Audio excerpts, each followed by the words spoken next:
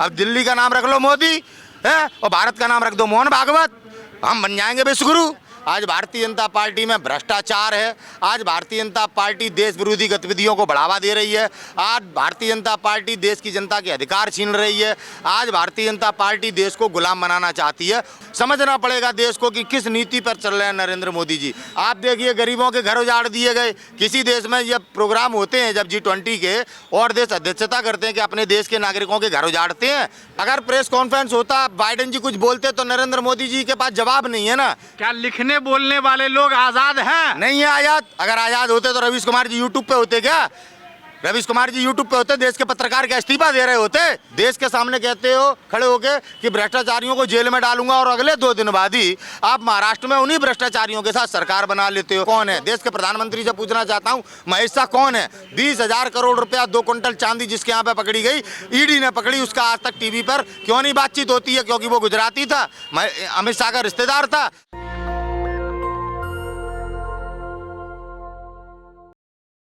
नमस्कार साथियों, आप देख रहे हैं नेशनल दस्तक।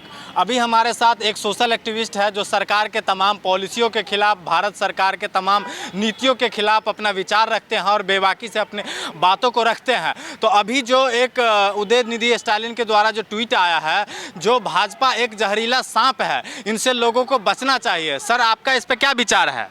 उदयनिधि जी गलत भाषा का इस्तेमाल करते हैं, लेकिन भारतीय जनता पार्टी के विषय में जिस तरह से उन्होंने बोला है, भारतीय जनता पार्टी विश्वासघात करती है। इनके साथ बहुत सारे दल थे, सभी दलों के साथ इन्होंने धोखा किया। सबसे बड़ा प्रमाण है महाराष्ट्र में शिवसेना, जो बाला साहब ठाकरे के द्वारा बनाई गई है। बाला साहब ठाकरे कहते थे कांग्रेस के साथ जाने से अच्छा है मैं अपनी दुकान बंद कर दूंगा, और बीजेपी के साथ खड़े रहते थे। बीजेपी को महाराष्ट्र में लाने वाले बाला साहब ठाकरे हैं। क्या किया इन्होंने शिवसेना के साथ? केवल सत्ता के लिए अपने वादे से मुकरे, जो वादा उन्होंने उद्धव ठाकरे से किया था। और जब उद्धव ठाकरे मुख्यमंत्री बने तो किस तरह से शिवसेना को तोड़ा, ये पूरा देश देख रहा है कि ये धोखेबाज लोग हैं। सबके साथ धोखा किया है। जो इनके साथ जुड़ा था, अडवाणी जी के साथ गुरु मानते थे नरेंद्र मोदी उन्हें, वो किस तरह से आज अडवाणी जी के साथ किया गया।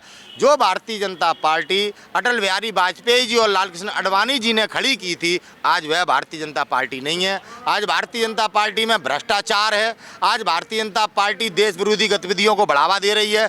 आज भारतीय जनता पार्टी देश की जनता के अधिकार छीन रही है। आज भारतीय जनता पार्टी देश को गुलाम बनाना चाहती है, उस ओर बड़ी तेजी से बढ़ रही है। अब आप देख लीजिए हाल ही में, अब नाम पर राजनीति, भारत और इंडिया एक ही नाम है हमारे देश का। भारत को इंग्लिश में इंडिया कहते हैं। वास्तविक मुद्दों से देश को भटका रहे हैं। आज क्या है, हमारी चाइना ने भूमि घेर ली है। जब ये सत्ता में नहीं थे, मंच पे खड़े होकर कहते थे लाल आंख दिखाएंगे, लाल आंख दिखाने वाला नेता चाहिए। आज ना अमित शाह, भारत के गृह मंत्री, आज चाइना द्वारा मानचित्र जो पेश किया गया नहीं बोल रहे हैं। प्रोपगेंडा चल रहा है G20 का। अरे सबकी अध्यक्षता आती है भाई, 20 देश हैं, सबको एक एक करके नंबर मिलता है। उसमें हमारा नंबर आया, कोई मोदी जी ने इसमें कारनामा नहीं किया। इसमें चंदा मिलता है, जहाँ प्रोग्राम होता है वहाँ पे 20 देश देते हैं पैसा प्रोग्राम कराने के लिए। किस तरह से भारत में धन की हानि की जा रही है। आप देखिए गरीबों के घर उजाड़ दिए गए। किसी देश में जब प्रोग्राम होते हैं, जब G20 के और देश अध्यक्षता करते हैं कि अपने देश के नागरिकों के घर उजाड़ते हैं, नरेंद्र मोदी जी जनता के सामने नहीं आने देते, खुद नहीं आते। अगर जनता सड़क पर खड़ी होती है तो उन्हें प्रशासन पकड़ के घरों में कैद कर देता है कि मोदी जी निकल रहे हैं। जनता से इतना डर क्या? देश कि जो ये नागरिक हैं दिल्ली के, ये आतंकवादी हैं क्या? समझना पड़ेगा देश को कि किस नीति पर चल रहे हैं नरेंद्र मोदी जी। हम अपने देश हित में हम नरेंद्र मोदी जी का विरोध करते हैं। उन्होंने बड़ी बड़ी बातें की, स्मार्ट सिटियाँ बनाऊंगा, 2 करोड़ रोजगार दूंगा, किसान की आय दोगुनी करूंगा। किसान मर रहा है, आज टीवी पे क्यों नहीं बात कर रहे? आज बेटियां न्याय मांग रही हैं, डॉक्टर ऋतु न्याय पर बैठी हुई है। अमेरिका का राष्ट्रपति जो आया था, यहाँ पे आए थे, तो उन्होंने कहा तो हम इस मुद्दे पे हम एक मीडिया बैठक करवाना चाहते हैं, प्रेस कॉन्फ्रेंस करवाना चाहते हैं। मोदी सरकार ने मना कर दिया उनको, क्योंकि अगर प्रेस कॉन्फ्रेंस होता, बाइडेन जी कुछ बोलते तो नरेंद्र मोदी जी के पास जवाब नहीं है ना। जिस तरीके से जनता से मुंह छुपाते हैं, भारत की जनता से आज उनका संवाद नहीं होता। मन की बात में केवल देश की जनता को गुमराह करते हैं, जबरदस्ती आज मन की बात सुनवाते हैं। आज भारत के नागरिकों ने अपने हृदय से नरेंद्र मोदी जी को बाहर निकाल दिया है। अब नरेंद्र मोदी जी इवेंट के माध्यम से, टीवी के माध्यम से नरेंद्र मोदी जी देश को भ्रमित करना चाहते हैं। ये संभव नहीं है। भारत का नागरिक बहुत समझदार है। अंग्रेजों को खदेड़ा है हमने। नरेंद्र मोदी जी चीज़ क्या है? तो नरेंद्र मोदी जी आज वास्तविकता जानते हैं। आरएसएस प्रमुख ने कह दिया कि नरेंद्र मोदी के चेहरे पे चुनाव लड़ेंगे तो हम हार जाएंगे। तो आज पूरा संघ भी जानता है, भारतीय जनता पार्टी भी जानती है कि नरेंद्र मोदी जी ने कांग्रेस मुक्त भारत का तो प्रचार किया और भारतीय जनता पार्टी मुक्त भारत होने जा रहा है। तभी उदयनिधि स्टालिन इस प्रकार का बयान दे रहे हैं और वो सच बोल रहे हैं, बस उनकी भाषा अनमर्यादित है। बस राहुल गांधी का एक बयान आया है, जो हम ऐसा भारत चाहते हैं जहां पे दलितों, पिछड़ों और जितने भी लोग हैं सबको एक समान देखा जाना चाहिए। देखिए, गांधी जी ने जब देश आज़ाद हुआ तो पंडित जवाहरलाल नेहरू के हाथ में देश देते हुए जनता से कहा देश सुरक्षित हाथों में है। 92 तक हमारे देश में कांग्रेस पार्टी ने शासन किया, जो गांधी परिवार के हाथ में जब तक देश रहा। तो जो पंडित जवाहरलाल नेहरू जी ने यहाँ तक देश लाए 92 तक, तो वो हमारा यही देश आया जो राहुल गांधी जी आज बात कह रहे हैं। हमेशा मोहब्बत की बात की, मंदिर का मुद्दा उठाया, राजीव गांधी जी ने ताला खोल दिया और भ्रष्टाचार के ऊपर जब उन्होंने लाल किले से भाषण दिया कि 15 पैसे पहुंच रहे हैं 1 रुपए में से, और जिसमें पार्टी के नेता भी भ्रष्टाचार में शामिल थे, उन्होंने अपनी पार्टी सत्ता में रहते हुए इतना बड़ा बयान दिया कि 1 रुपया भेज रहा हूं, 15 पैसे पहुंच रहे हैं, मैं लोकपाल बिल बनाऊंगा जिससे भ्रष्टाचार की कमर टूट जाएगी, उनकी भी हत्या हो जाती है। नरेंद्र मोदी जी मजाक उड़ाते हैं। अरे अपने आप देश के सामने कहते हो खड़े होके कि भ्रष्टाचारियों को जेल में डालूंगा और अगले 2 दिन बाद ही आप महाराष्ट्र में उन्हीं भ्रष्टाचारियों के साथ सरकार बना लेते हो। तो आज देश को समझना पड़ेगा कौन अपना है, किन्ने देश बसाया है और किन्होंने हमें मजबूत बनाया है। नरेंद्र मोदी जी ने क्या सपने दिखाए थे और आज हमें किस तरह से टैक्स लगा के लूट लिए। नमक पे टैक्स दे रहे हैं हम लोग आज अपने ही देश में, हम आटे पे टैक्स दे रहे हैं। किसान की 2 गुना आय करने की बात की थी। दवाइयों पर जो कीटनाशक है ना खेतों में डालने वाले, इतने महंगे कर दिए कि जो 6,000 रुपये सालाना मिलते हैं वो दवाइयों में ही चले जाएंगे अगर आपके पास 5 बीघा ही खेत है तो समझना पड़ेगा नरेंद्र मोदी जी कहते कुछ हैं करते कुछ हैं। आज उनके कारण देश गरीबी में पाकिस्तान से नीचे है। गरीब की बात नहीं करते मोदी जी, आज सपने दिखाते गरीबों को और उद्योगपतियों का लाभ पहुंचाते हैं। बताओ, भारत और इंडिया पर राजनीति कर रहे हैं, कहते हैं इंडिया आज अडानी हो गया है। यही मोदी 19 में वोट मांग रहे थे, vote for India, vote for India. तो आज नरेंद्र मोदी जी का दोगलापन है ये, जो आज जिस तरह से नोटबंदी की, उद्योगपतियों का काला धन सफेद करने के लिए जनता से कहा आतंकवादियों की कमर टूटेगी, भ्रष्टाचारियों की कमर टूटेगी, घंटा। तो क्या नोटबंदी से फायदा नहीं हुआ है जनता को? क्या नोटबंदी से फायदा हुआ? फाइल तक पेश नहीं कर पा रहे सुप्रीम कोर्ट में, भाग रहे हैं, मुंह छुपा रहे हैं। महेश शाह कौन है? महेश शाह, मैं नेशनल दस्तक के माध्यम से अमित शाह से पूछना चाहता हूं, महेश शाह कौन है? देश के प्रधानमंत्री से पूछना चाहता हूं, महेश शाह कौन है? 20,000 करोड़ रुपया, 2 क्विंटल चांदी जिसके यहाँ पे पकड़ी गई, ईडी ने पकड़ी, उसका आज तक टीवी पर क्यों नहीं बातचीत होती है? क्योंकि वो गुजराती था, अमित शाह का रिश्तेदार था। अरे भ्रष्टाचार सरकार फैला रही है, ये भ्रष्टाचारी सरकार है, इसने नोटबंदी में देश को गुमराह किया।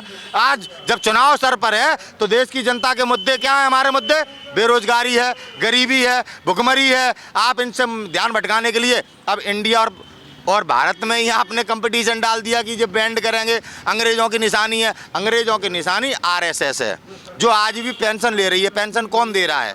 पेंशन भारत का कोई नागरिक दे नहीं रहा, भारत सरकार दे नहीं रही। कौन आरएसएस को पेंशन दे रहा है? ब्रिटिश हुकूमत पेंशन दे रही है। ब्रिटिश हुकूमत से पेंशन लेने वाले हैं इस देश में गुलामी का प्रतीक, या हमारा वो शब्द इंडिया, जब अंग्रेज हमसे लड़ रहे थे तो हमें इंडियंस बन के वो कहते थे इंडियंस हैं ये, आई समझ में? वो हमें इंडियंस कह के पुकारते थे क्योंकि हम भारतीय हैं। आज हमारे नाम के साथ राजनीति कर रहे हैं। कभी शहरों के नाम बदलकर, शहर के नाम बदलने से क्या विकास हो जाता है? बेवकूफ़ बनाते हैं जनता को कि नाम बदल दिया। अब दिल्ली का नाम रख लो मोदी है और भारत का नाम रख दो मोहन भागवत, हम बन जाएंगे विश्वगुरु। काय के लिए चुनाव करवा रहे हो? एजुकेशन बढ़ रहा है तो विश्वगुरु कैसे नहीं बनिएगा? एजुकेशन सब एम्प्लॉयमेंट बढ़ता जा रहा है। जहाँ गरीबों के बच्चे पढ़ते हैं, JNU, आपकी AMU, जो दुनिया में विश्व में गौरवान्वित है जो यूनिवर्सिटियाँ, आप उनको बंद करा रहे हैं। और यहाँ नकली यूनिवर्सिटियाँ दिल्ली में चल रही हैं, आज तक कभी बात नहीं की नरेंद्र मोदी जी ने। शिक्षा कितने बड़े पैमाने पे महंगी कर दी। आप अभी राम मंदिर का उद्घाटन करेंगे, फिर धर्म के नाम पे आप प्रोपगेंडा करेंगे।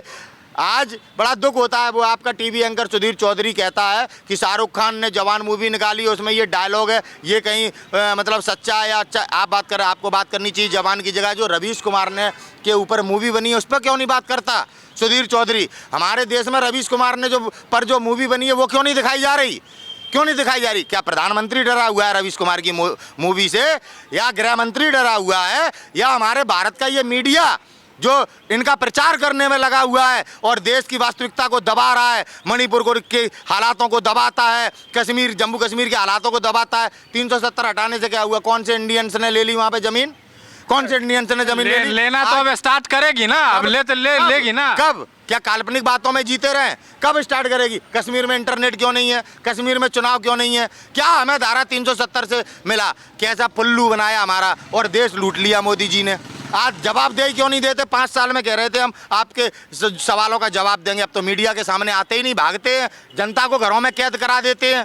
कहीं ऐसा देखा किसी देश में आपके यहाँ प्रोग्राम हो रहा हो, सभी देश 20 देश आ रहे हो और आप अपने देश की जनता को बंद कर दो? दिल्ली को आपने बंद कर दिया। तो आप कैसे सामने आ जाएंगे उतने बड़े लोगों के बड़े लोगों के सामने? अमेरिका में कैसे आ जाते हैं मोदी जी के सामने? जो टीवी पे दिखाया जाता है मोदी जी का अमेरिका में स्वागत हो रहा है, क्या बाइडेन बेवकूफ़ है? आप बताइए, हमारे इंडिया में ये संभव क्यों नहीं है? नरेंद्र मोदी जी तो भारत को परिवार बताते हैं। ऐसा परिवार होता है कि परिवार को घर में बंद कर दो, परिवार के घर तोड़ दो, उनके बच्चों को सड़क पे ला दो और फिर उनकी बात भी ना करो, उनकी बात भी ना करो। आज गरीबों की बात क्यों नहीं हो रही? तोड़ नहीं दिया है, ढक दिया गया था प्रोग्राम को। आप मीडिया वाले मोदी जी को मान बनाने का प्रयास मत कीजिए। बुलडोजर चला 150 मकानों पर, आई समझ में? आप वहाँ पर जाके उन मकानों में रहने वाले जो आज फुटपाथ पे सो रहे हैं और उनके बच्चे आज भूखे प्यासे रह रहे हैं, आप उनको नहीं दिखाते। आप मोदी जी का व्यू दिखा रहे हैं, इवेंट। अरे सच्चाई धरातल पे आओ मोदी जी। क्या क्या वादे किए थे नौजवानों से, क्या वादे किए थे माताओं बहनों से? बेटी बचाओ बेटी पढ़ाओ हैं, तभी 80 दिन वहाँ पर नेट बंद करा। अमित शाह वहाँ गए और आने के बाद भी देश को नहीं बताया कि वहाँ पर किस तरह से महिलाओं को नंगा घुमाया गया। एक रिटायर्ड फौजी की जो कारगिल में युद्ध लड़ा था, उसके परिवार को नग्न करके घुमाया गया। इतनी शर्मसार हरकत हमारे देश में, और ये जय श्री राम का नारा लगाते हैं। जब उड़ीसा में ट्रेन दुर्घटना हो जाती है, वहाँ भारत माता की जय करवाते हो आप। इतने लोग मर जाते हैं, डाटा नहीं दिखाते आप, झूठ बोलते हैं आप। ये क्या है? ये राष्ट्रवाद है? अब देश इनकी वास्तविकता जान चुका है कि ये अली बाबा 40 चोर है, लुटेरे हैं। डर रहे नरेंद्र मोदी, जो चुनाव के लिए तरसता था कि कब चुनाव हो, बोलने का मौका मिले, अब चुनाव से भाग रहा है, चुनाव से डर रहा है। अब देश के संविधान पर चोट करना चाहता है, देश के अधिकार छीनना चाहता है। विशेष सत्र किस लिए है? क्या चाइना ने जो हमारी जमीन छीनी है उस पर चर्चा होगी? क्या देश में जो आज भुखमरी है उस पर चर्चा होगी? विशेष सत्र किस लिए? अपने निजी स्वार्थ के लिए, किसी तरह से हमारे देश को गुमराह किया जाए।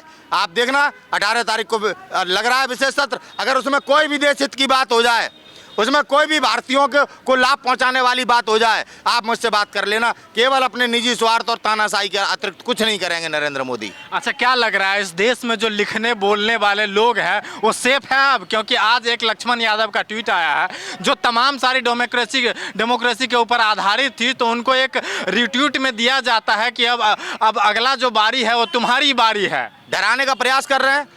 हमारे नेता राहुल गांधी जी बराबर देश के नागरिकों के अंदर ताकत भरने का काम कर रहे हैं। डरो मत, अगर डर गए तो हमारा देश गुलाम बना लिया जाएगा, हमारे अधिकार छीन लिए जाएंगे। डरो मत, आज लड़ने की जरूरत है। तभी तो ये ईडी और सीबीआई आज उन लोगों को प्रताड़ित कर रही है जो लोग आज जनता की आवाज़ उठा रहे हैं, जनता का दर्द आज सबके सामने रख रहे हैं, और जो चोरी कर रहे हैं उनको संरक्षण मिल रहा है। वे मुख्यमंत्री बन रहे हैं, उन्हें सत्ता में लिया जा रहा है। भारतीय जनता पार्टी वो वॉशिंग पाउडर है, इस पार्टी में जो भ्रष्टाचारी चला जाए वो राष्ट्रभक्त बन जाता है। क्या लिखने बोलने वाले लोग आज़ाद हैं? नहीं है आज़ाद। अगर आज़ाद होते तो रवीश कुमार जी यूट्यूब पे होते क्या? रवीश कुमार जी यूट्यूब पे होते, देश के पत्रकार का इस्तीफा दे रहे होते। आज बड़े बड़े पत्रकार नहीं लिख बोल पा रहे हैं। देश के चीफ जस्टिस ऑफ इंडिया कह रहे हैं मुझे काम नहीं करने दिया जा रहा। आप कह रहे हैं आम नागरिक सुरक्षित है। आज इस देश में डरे हुए हैं लोग, सरकार की तानाशाही से डरे हुए हैं। और मेरा नेशनल दस्तक के माध्यम से हाथ जोड़ के निवेदन है, भाइयों डरो मत। आज अपने देश के लोकतंत्र को बचाने की हमारी तुम्हारी जिम्मेदारी है। महाराणा का नाम चिल्लाने से, बाबा भीमराव अम्बेडकर के नारे लगाने से हम वीर नहीं बन जाते। आज वीरता दिखाने का दिन है। आज हमें और आपको अपने देश को बचाने के लिए लड़ना है। याद रखना इस बात को। आज हमें पलटना नहीं है, भगत सिंह का पोस्टर लगा लिया बन गए वीर, नहीं। आज अपने लोकतंत्र को बचाना है। जो तानाशाह हमें जेल का डर दिखा रहा है, चलो जेल, कोई बात नहीं। सरकार बदलेगी तो हम बाहर भी आएंगे और इस देश को विश्वगुरु बनता हुआ भी देखेंगे। पूरी बातचीत पे आप लोग अपनी अपनी प्रतिक्रिया देना ना भूले। कैमरामैन आशीष के साथ नेशनल दस्तक, दिल्ली। नेशनल दस्तक की आपसे गुजारिश है कि अगर इसको बचाना चाहते हैं तो नेशनल दस्तक को सब्सक्राइब करने के लिए रेड कलर के सब्सक्राइब बटन को दबाएं, फिर बेल आइकन की घंटी दबाएं। नेशनल दस्तक को बचाने के लिए बहुत जरूरी है कि हर खबर को शेयर करें, लाइक करें, कमेंट जरूर करें।